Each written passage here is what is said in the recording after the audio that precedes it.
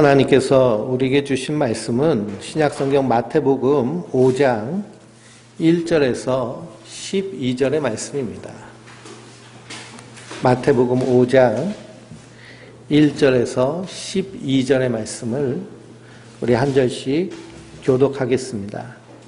신약성경 5페이지에 있는 말씀 마태복음 5장 1절에서 12절의 말씀입니다. 마태복음 5장 1절에서 12절의 말씀. 예수께서 무리를 보시고 산에 올라가 앉으시니 제자들이 나아온지라. 입을 열어 가르쳐 이르시되 심령이 가난한 자는 복이 있나니 천국이 그들의 것이며 애통하는 자는 복이 있나니 그들이 위로를 받을 것이며 온유한 자는 복이 있나니 그들이 땅을 기업으로 받을 것이며 의에 줄이고 목마른 자는 복이 있나니 그들이 배부를 것이며 긍휼히 여기는 자는 복이 있나니 그들이 긍휼히 여김을 받을 것이며 마음이 청결한 자는 복이 있나니 그들이 하나님을 볼 것이며 화평하게 하는 자는 복이 있나니 그들이 하나님의 아들이라 일컬음을 받을 것이며 그를 위하여 박해를 받는 자는 복이 있나니 천국이 그들의 것이니라. 나로 말미암아 너희를 욕하고 박해하고 거짓으로 너희를 거슬려 모든 악한 말을 할 때에는 너희에게 복이 있나니 기뻐하고 즐거워하라. 하늘에서 너희 상이 큼이라. 너희 전에 있던 선지자들도 이같이 박해하였느니라. 아멘. 하나님께서 주시는 은혜와 평강이 우리 성도님들 위해 늘 충만하시기를 주님의 이름으로 축원드립니다. 간밤에요 비가 엄청나게 와서 그래서 그 원주시청에서 문자를 보냈는데 원주시청이 이렇게 범람해서 거기에 주차해 놓은 차들을 속히 이동해 달라고 그렇게 오는 문자를 받았습니다. 이 장마가 끝나도 벌써 끝나야 되는데 이렇게 장마가 끝나지 않고 계속해서 폭우를 퍼붓고 있습니다. 이 모든 것이요 기후변화 때문에 환경 파괴로 인한 기후변화로 생긴 일입니다. 그래서 이 지구의 바다 온도가 점점 뜨거워지면 뜨거워질수록 기후변화는 더 심해지고요. 이렇게 폭우가 오는 재난이 더 심해진다고 그럽니다. 우리는 이렇게 며칠만 비가 와도 강이 넘치고 엄청나게 피해를 입고 있는데 우리 옆에 있는 나라들 중국하고 일본은요. 이런 비가 한 달이 넘도록 왔다고 그럽니다. 그래서 이 중국의 가장 큰 강인 양쯔강이 이미 범람하고 거기에 댐을 세계에서 가장 큰 댐을 지었는데요. 그 댐이 무너지면 엄청난 재앙이 임한다고 그럽니다. 그래서 그 댐에서 흘러나오는 이 민물이 바닷물하고 섞이면서 바닷물의 염도가 떨어져 버리면은요. 바닷물에 살고 있는 생물들이 다 죽어버린대요. 그래서 예전에 제주도로 그물이 한번 왔을 때 제주도에서 양식하는 사람들 다 큰 어려움을 겪고 그리고 생계의 위협을 받는다고 그럽니다. 이 모든 환경 파괴 거기에다 코로나는 여전히 더 확산되고 있고 그리고 저 중국이랑 아프리카는 이 메뚜기 떼 때문에요. 400조 마리가 넘는 메뚜기가 덮치니까 그냥 순식간에 농작물이 사라지는 그런 시대에 우리가 살고 있습니다. 근데 성경은요, 이미 이러한 때를 말씀하고 있습니다. 마지막 때가 되면.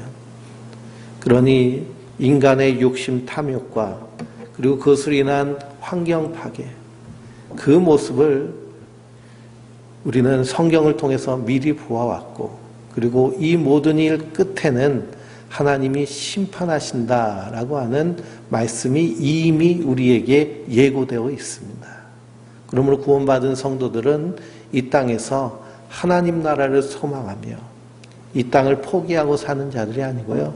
이 땅에서 하나님 나라를 살기 위해서 빛과 소금의 역할을 감당하며 우리가 마음으로 서로 뜨겁게 사랑하는 자들, 그래서 하나님의 말씀을 이 땅 가운데 이루며 사는 자들인 줄 믿습니다.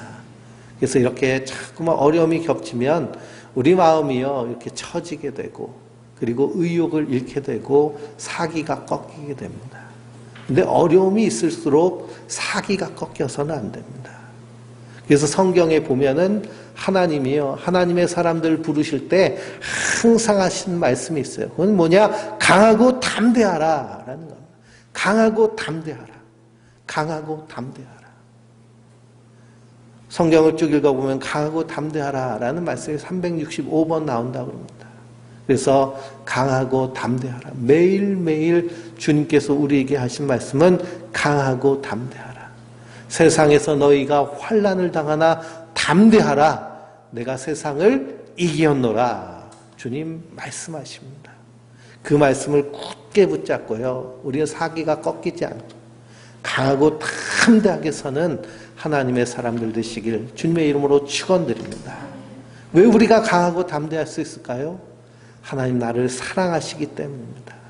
사랑하시는데 어떻게까지 사랑하셨나요? 십자가에 달려 죽기까지 사랑하셨습니다. 나를 위해 죽으신 분이 계신 거예요. 그분은 죽으셨을 뿐만 아니라 부활하셔서 우리에게 참 생명을 주셨습니다.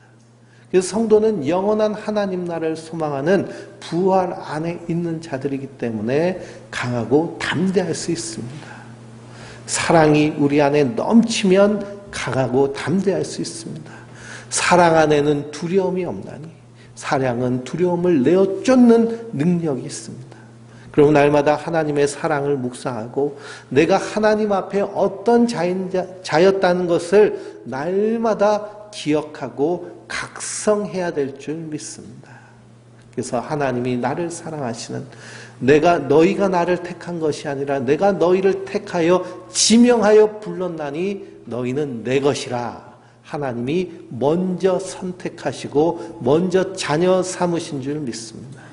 그러면 어디 가서라도 나는 하나님의 자녀야 라고 하는 사실을 잊어서는 안 됩니다. 자기에 대한 분명한 자가 정체성이 있으면 흔들리지 않고요, 기죽지 않고 그리고 쫄지 않습니다.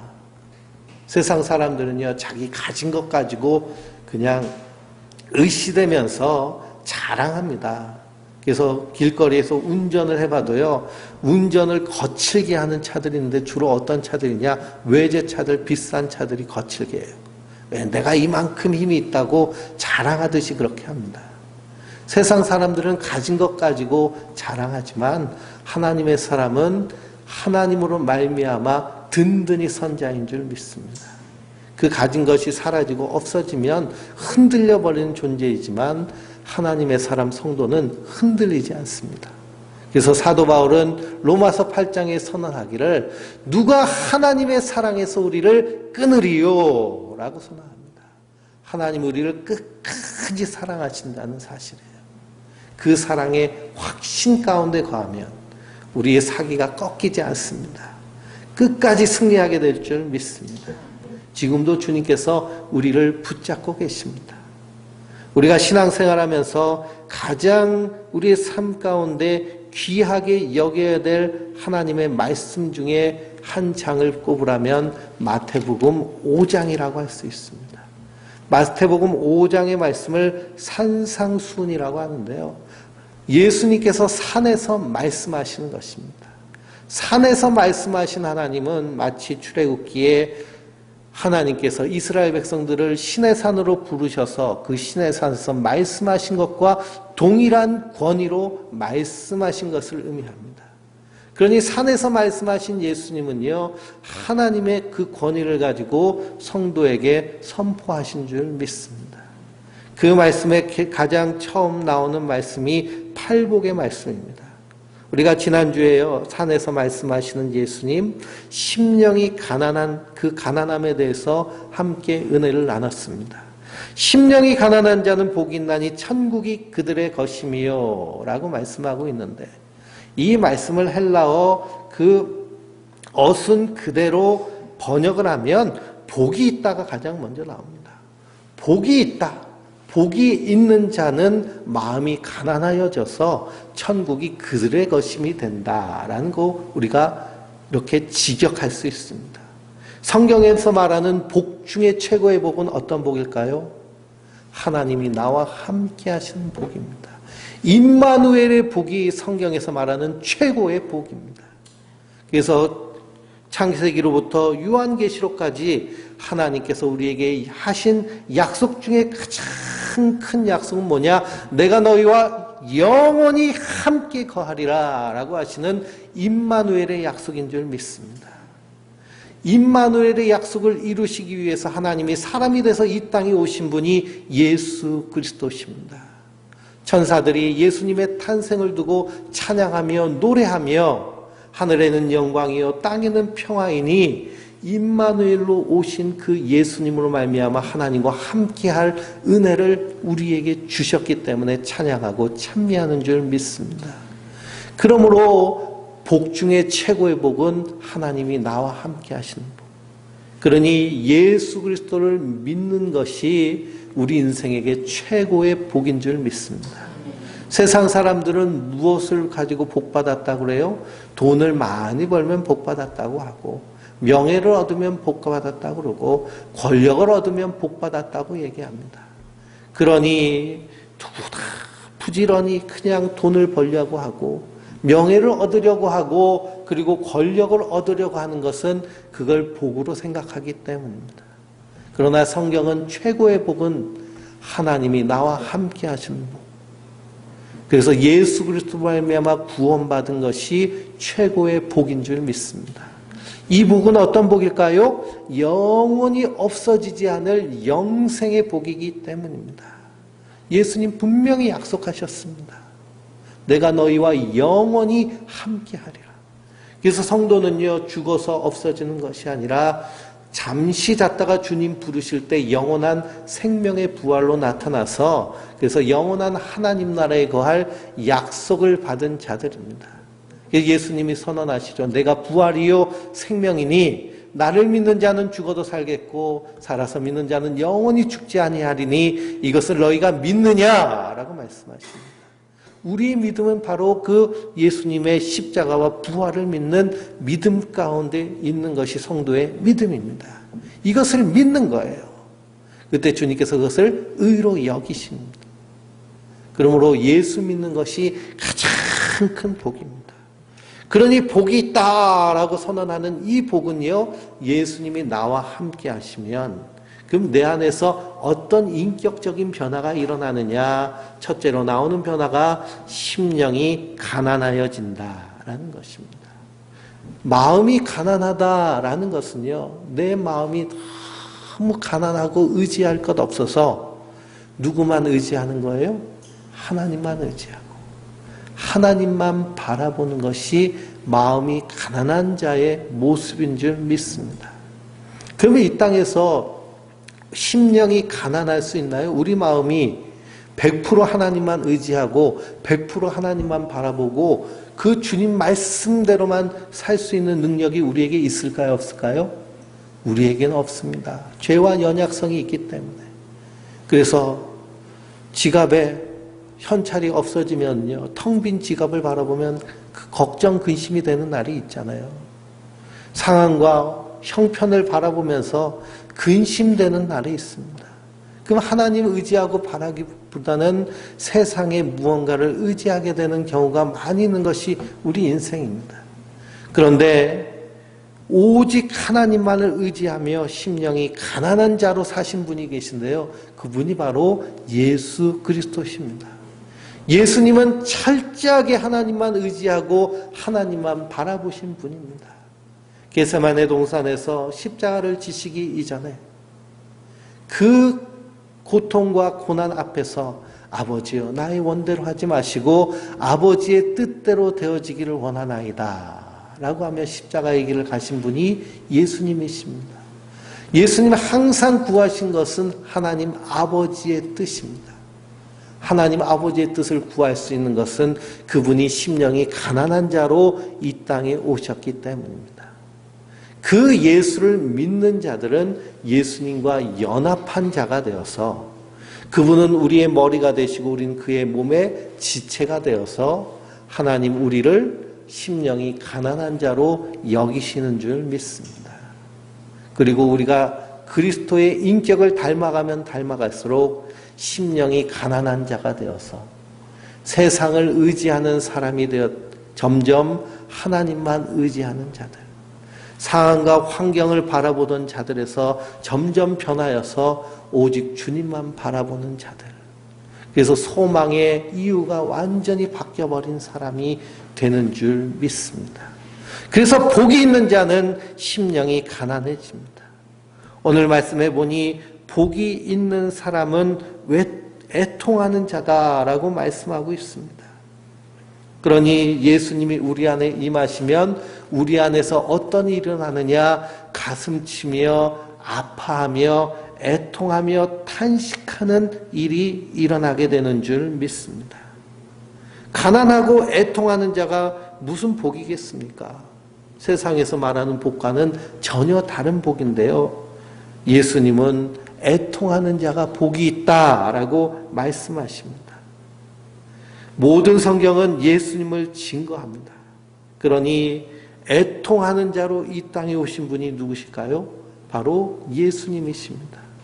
그분이 애통하심으로 우리가 위로함을 받습니다.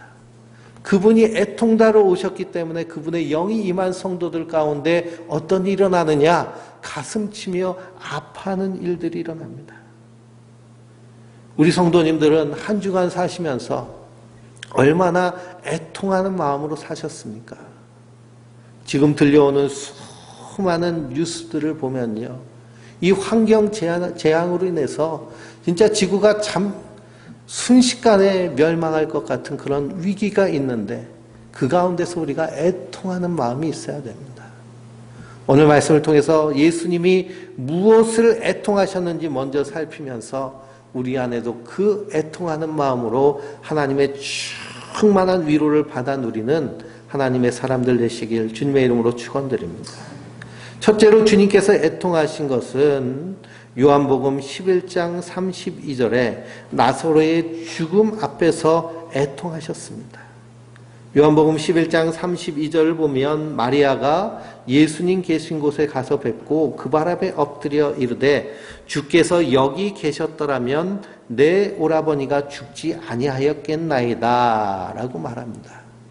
예수님이 친하게 지내는 그 형제 자매가 있는데 가버나움에 살고 있는 마리아와 마르다와 나사로 이 삼남매를 친하게 가깝게 지내시면서 귀하게 여기셨습니다.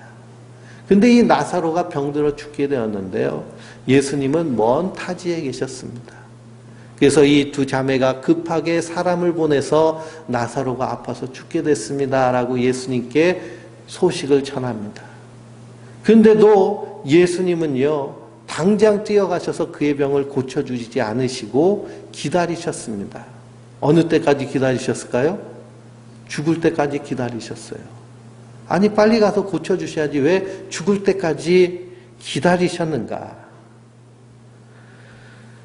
그래서 이 마리아와 온 유대인들이 이 나사로의 죽음을 앞에서 슬퍼하며 울고 있습니다.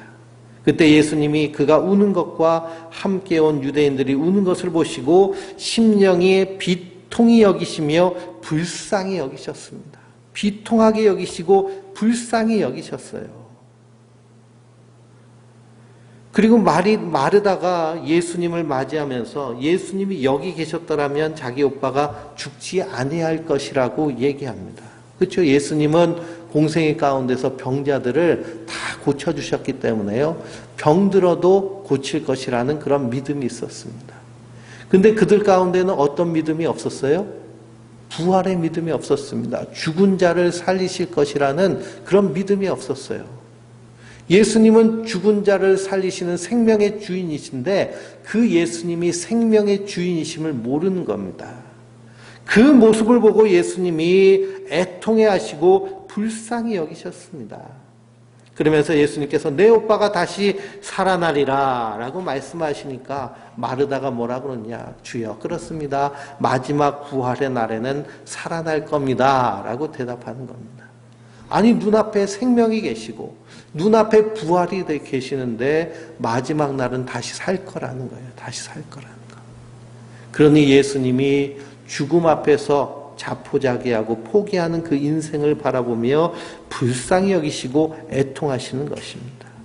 그러면서 예수님 뭐라고 하시냐? 내가 부활이요 생명이다 라고 말씀하십니다. 죽은 것이 아니라 부활과 생명 안에 있다는 말씀을 못 알아듣는 것이죠. 우리도 마찬가지입니다. 우리가 예수 안에서 잔다라고 했는데 막상 장례식장에 가가지고 장례를 치르고 시신을 입관하고 화장하면 잔다라는 생각은 못하죠. 죽어서 끝났다라고 생각합니다. 근데 예수님 보시기에는 부활과 생명 안에 있는 자들은 그것은 죽어서 끝나는 것이 아니라 잠시 잤다가 주님께서 부르실 때 어떻게 하는 거예요? 살아서 다시 부활의 영광스러운 몸으로 나타나게 되는 줄 믿습니다. 예수님 발 앞에 직접 앉아서 말씀을 들었던 마리아조차도 죽음 앞에서 자포자기하고 포기하는 그 모습을 보고 예수님이 심령의 비통히 여기시고 불쌍히 여기시며 눈물 흘리시는 겁니다. 사람들이 예수님이 나사로 죽기 전에 오셨으면 나사로 살았을 것이다 라고 슬퍼하는 모습을 보고요, 불쌍히 여기십니다. 그러니 예수님의 애통은 어떤 애통이냐? 죄와 사망에 갇혀 죽음의 종로로 타는 자들이 부활과 생명이신 예수님을 앞에 두고 울고 있는 모습이 슬프신 것입니다. 그래서 부활과 생명 되신 예수님께서 그 무덤 문을 열라고 그러고 나사로야 나오라 라고 부르시니 그 나사로가 자기 몸에 칭칭 감은 그 붕대를 풀어놓으며 주님 앞에 나와서 주님을 영접한 줄 믿습니다. 나사로가 다시 살았습니다. 그러나 결국 나사로는 늙어서 죽었겠죠. 그러나 나사로는 죽은 것이 아니라 그리스도 안에서 잠자는 것입니다. 그러므로 인류 최대의 적이 사망입니다. 이 사망이 사람에게 왕노릇하고 있는 것에 대한 애통이 예수님의 애통하심입니다.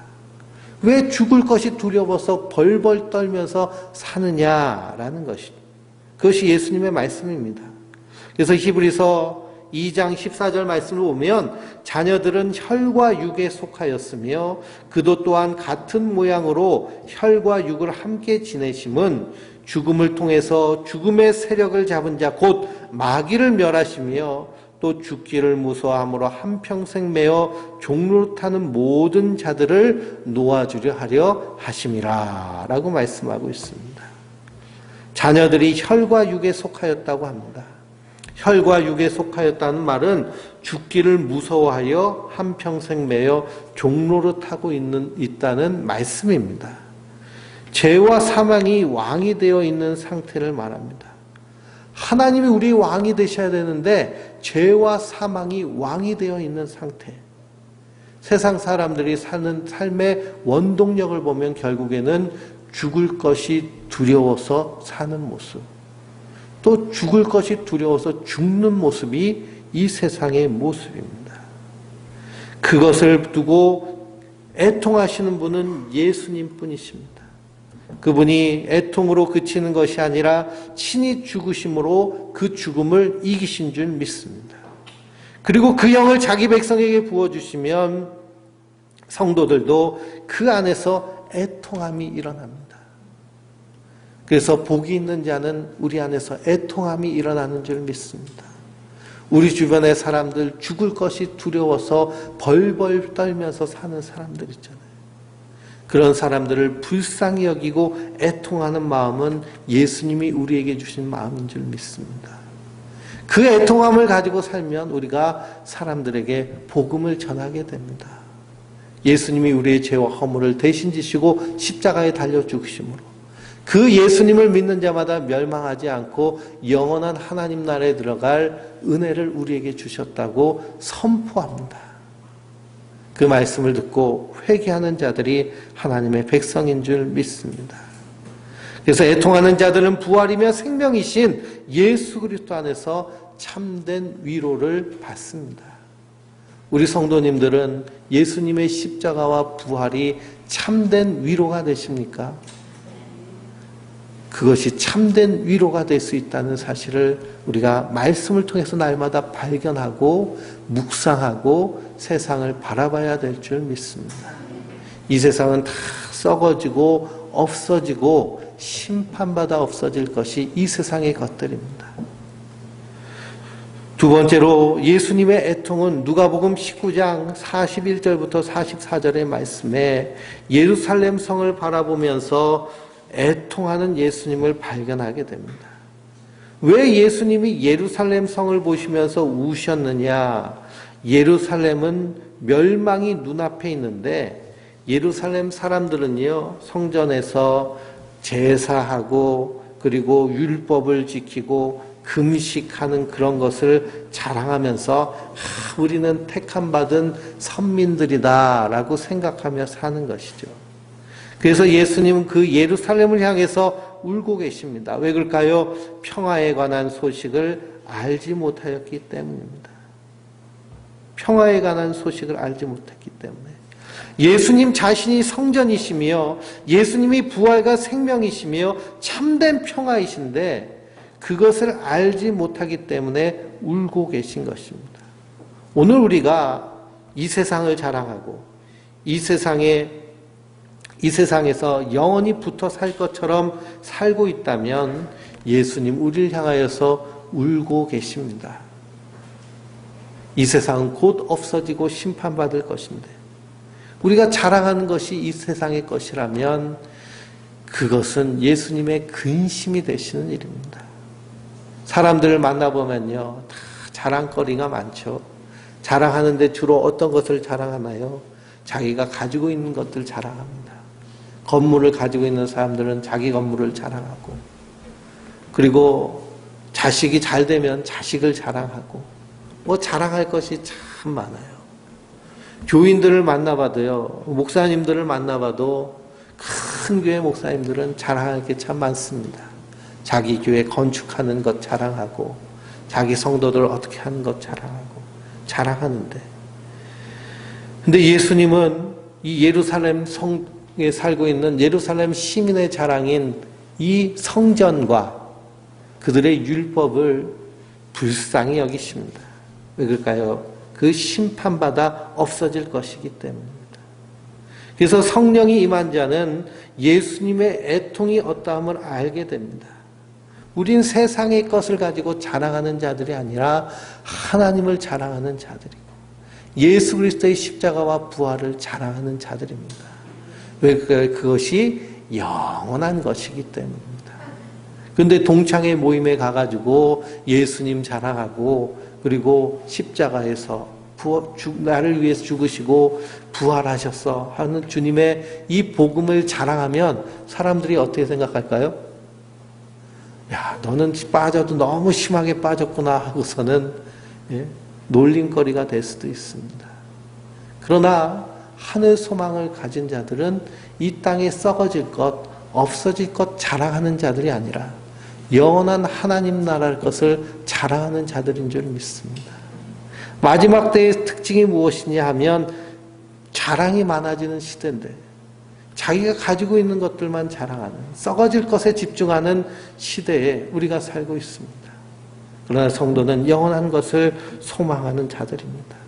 그래서 예레미야 선지자도 예레미야서 15장 5절에 예루살렘아 너를 불쌍히 여길 자 누구며 너를 위해 울 자가 누구며 돌이켜 내 평안을 물을 자가 누구냐라고 탄식합니다. 구약 성경을 읽어보면 예레미야 선지자 같은 선지자는 눈물의 선지자라고 얘기합니다.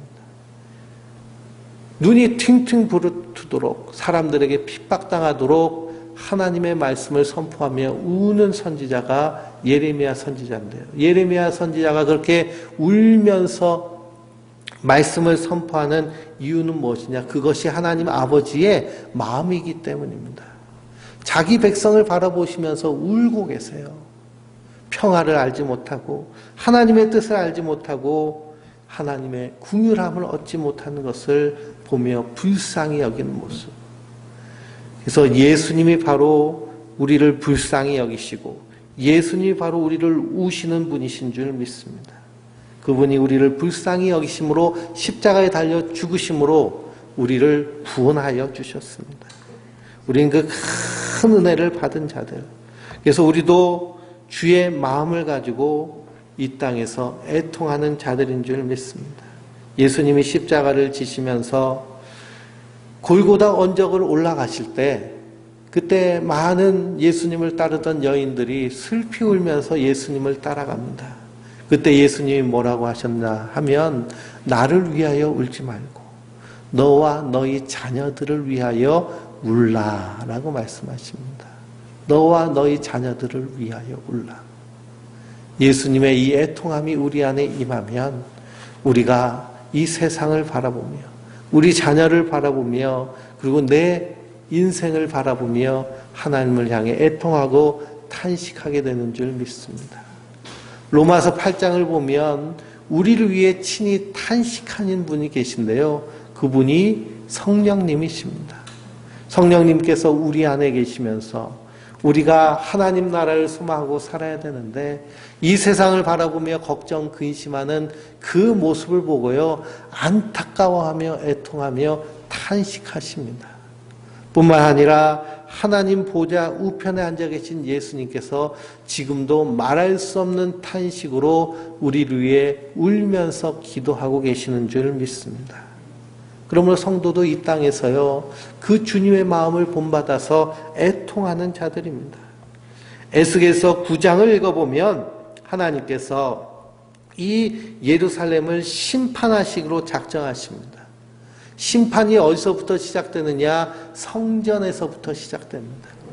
성전의 제사장들과 성전을 섬기는 자들 그리고 가르치는 자들부터 하나님이 심판하시겠다고 선포하시는 거예요. 그 심판이 시작되는데 그 심판을 실행하기 이전에 하나님이 순찰자를 보내시겠다고 합니다.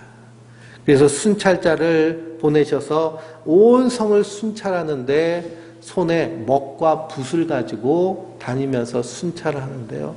순찰하다가 하나님이 원하는 사람의 이마에다가 이렇게 표시를 하도록 명령하셨습니다. 인침을 받는 것이죠. 어떤 사람이 그 표시를 받느냐 하면 이 이스라엘 백성들의 이 죄악으로 인하여서 탄식하며 우는 자들의 이마에 표를 그려라 라고 명령하십니다. 탄식하며 우는 자들.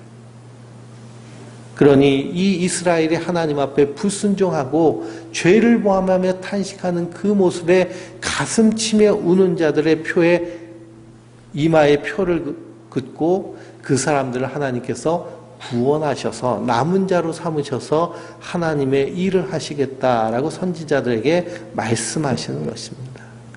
요한계시록을 읽어보면 구원받은 14만 4천과 그 수를 셀 수 없는 많은 사람들이 그 이마에 성령의 도장 인침을 받은 자들입니다. 어저께 신천지 이만희가 감옥에 구속됐습니다. 그 교회 돈을 빼돌려가지고 사적으로 이렇게 쓴 것이 발각돼가지고요. 긴급 구속돼서 그래서 그 신천지 이만희뿐만 아니라 그 높은 위치에 있는 사람들도 감옥에 갔습니다. 종교적 사기를 친 거죠. 그들이 사기친 게 뭐냐? 요한계시록을 가지고 사기쳤습니다. 자기 안에 들어와 가지고 그래서 14만 4천이 돼야 그래야 성경에 있는 이 천국을 갈 뿐만 아니라 육체 영생 불사를 얘기합니다. 죽지 않고 영원히 산다. 근데 벌써 이 이만희 병 들어가지고 죽게 됐잖아요. 그래서 이 구속되기 직전에 너무 노령이고 병이 있기 때문에 구속하면 안 됩니다라고 이렇게 변호사를 통해서 변호할 정도로 이렇게 돼 있는 모습입니다. 근데 어떤 사람이 하나님의 인침을 받는 자들이냐? 하나님의 마음을 가지고 예수님의 마음을 가지고 이 땅을 바라보며 애통하며 슬퍼하는 자들인 줄 믿습니다. 근데 세상은 점점 애통하며 슬퍼하며 불쌍히 여기는 그런 시대로 가는 것이 아니라 혐오하고 미워하고 그리고 분쟁하는 시대로 점점 가고 있습니다. 그래서 예수님께서 마지막 때에 내가 믿음을 보겠느냐라고 말씀하신 것은 점점 마지막 때가 될수록 믿는 이들 찾기가 힘들다는 것이죠. 그러나 하나님의 사람들은 주님의 마음을 가지고 애통하는 자들입니다. 사도행전 2장 읽어보면 베드로가 사람들에게 복음을 증거합니다. 너희가 십자가에 못 박아 죽인 예수를 하나님이 주와 그리스도 되게 하셨다라고 복음을 선포합니다. 그랬더니 거기 모여있던 사람들이 가슴을 치면서 회개하죠. 우리가 어찌할꼬 하는 애통함이 일어납니다. 안타까움이 일어납니다. 그것이 구원받은 위로의 모습입니다. 그렇게 애통함이 일어날 때 하나님께서 우리에게 주시는 은혜와 복이 있는데요. 그것은 무엇이냐? 하나님이 위로해 주시겠다라는 것입니다. 하나님의 위로가 임하게 되는 줄 믿습니다. 하나님이 하나님의 백성들을 이 땅에서 돌보시는 하나님의 방법이 있어요. 그것은 뭐냐? 로마서에 나와 있는 때를 따라 돕는 은혜를 주십니다. 우리 히브리서 4장에 모든 것이 합력하여 선을 이루게 하여 주십니다. 그러니 성도는 두려워할 것이 없는 것은 때를 따라 돕는 은혜를 주시기 때문입니다. 그 때란 어떤 때일까요? 우리 인생 가운데 큰 어려움과 태산 같은 장벽을 만났을 때 그것을 돌파할 수 있는 때를 따라 주시는 은혜를 주시는 줄 믿습니다. 또 하나님 모든 것이 합력하여 선을 이루게 하십니다. 때론 우리가 나쁜 일을 당하게 되죠. 그런데 그 나쁜 일을 역정케 하시는 분이 하나님이십니다. 우리 대한민국이요, 일본하고 무역 분쟁을 겪었습니다. 그래서 우리나라 반도체를 생산하는데 아주 중요한 핵심적인 그런 화학 양품이라든지 그런 원자재들을 일본에서 공급을 받았는데 일본이 일본 징용 당한 사람들 보상 문제를 가지고 이게 불법적으로 수출 제재를 가한 겁니다. 그래서 이걸 수출하지 않겠다고 선포하고 수출을 하지 않았어요. 그러면 우리 반도체 업계가 큰 타격을 입을 것처럼 생각됐는데 그것으로 인해서 어떤 일이 일어났느냐 하면 우리나라에서 스스로 생산하기 시작한 겁니다. 그런데 일본에서 수입한 것을 이제는 국산으로 대처해서 일본 도움이 필요 없게 된 거예요. 또 일본 업체에서 수출을 못하니까 저 미국이나 다른 업체들이 그 틈을 들고 들어와 가지고 우리나라에 공장을 세워서 그래서 그 빈틈을 메우게 되어서 오히려 우리나라 반도체 공장들은 더 어려움을 겪지 않고 오히려 더 좋아지고 오히려 저 보복하려고 했던 일본 회사들은요 매출이 반토막 나고 그리고 망하게 생겼으니까 일본에서 한국에다 공장을 옮길 정도로 그렇게 다급한 상황이 됐습니다. 그러니 처음에는 큰 어려움 같았는데 그것이 뒤집어지고 역정케 하는 그런 모습을 보면서 우리 대한민국 사람은 참 쾌감을 느끼죠. 쾌감이 있습니다. 그런데 하나님이 이렇게 모든 것이 합력하여 선을 이루게 하여 주시는 분이신 줄 믿습니다. 이를 통해서 이 땅에서 하나님 나라를 살게 하여 주십니다. 그러므로 성도는 하나님 아버지의 마음을 품어서 이 땅에서 애통하는 자로 사시기 바랍니다.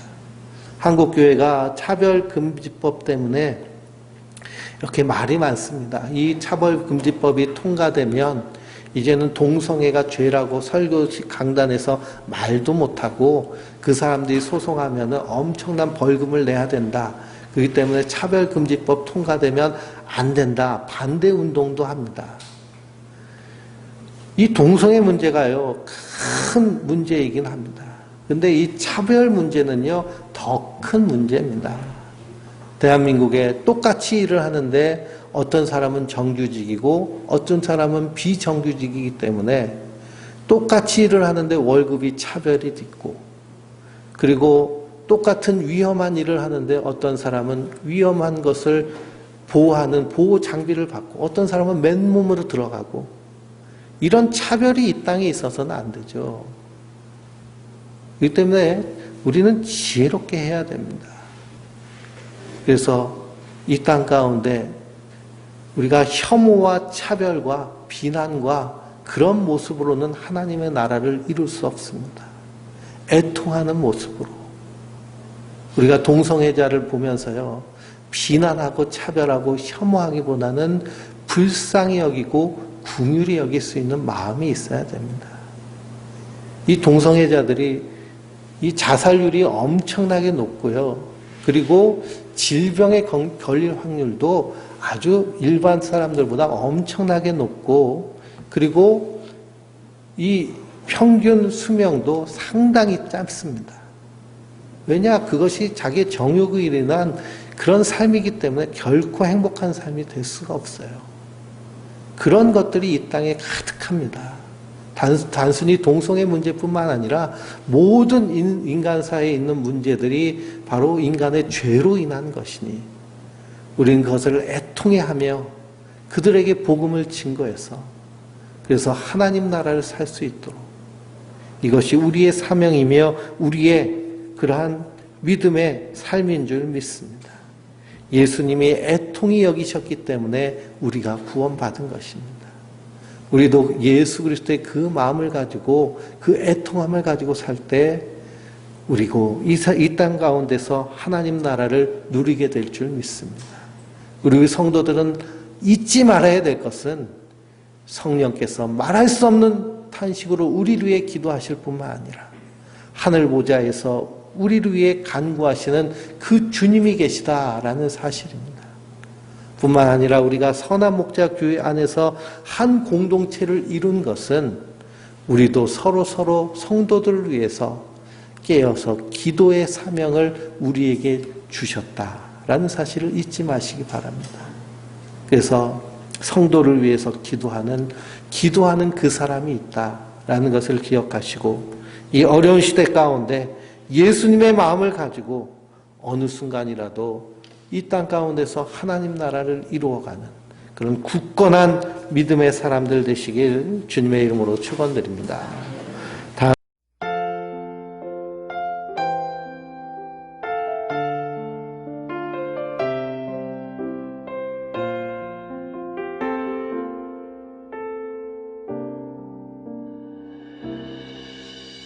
주 나의 모습 보네 상한 나의 맘 보시네 주 나의 눈물 안에 홀로 울던 맘 아시네 주 나의 모습 보네 상한 나의 맘 보시네 주 나의 눈물 안에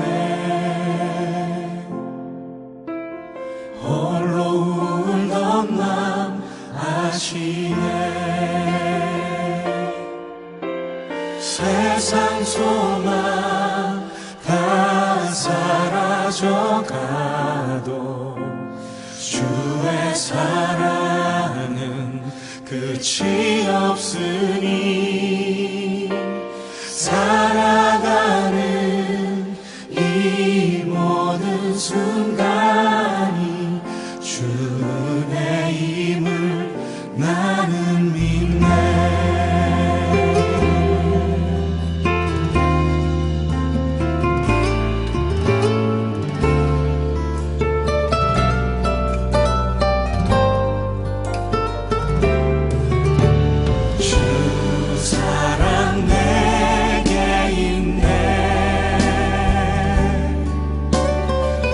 사랑